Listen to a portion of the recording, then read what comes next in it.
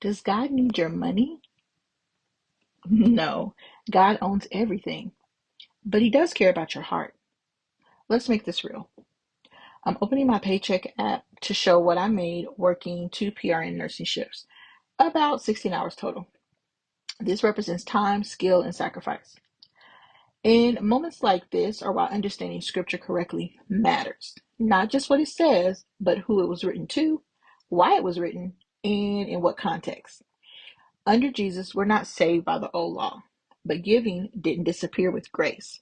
In 1 Corinthians 9, Paul is speaking to the church at Corinth, explaining that those who preach the gospel should be supported by it. And in 1 Timothy 5, Paul is instructing Timothy on church order, making it clear that faithful leaders, especially teachers, are worthy of that support. Tithing isn't about control, it's about trust.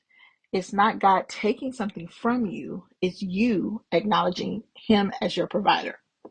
So from this paycheck, this is the amount I gave in tithes, not because I'm under legalism, not because 10% saves me, but because giving honors God. And I know what you're thinking. Is there still a set 10%? Scripture points to the tithe as a foundation, not a rigid rule. Grace doesn't remove generosity, it transforms the heart behind it.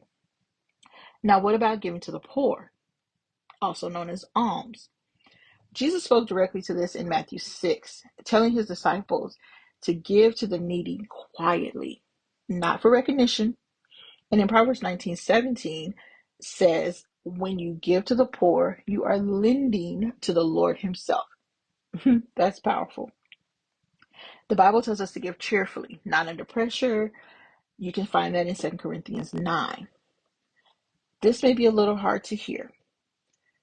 Faith decides first. Bills come second.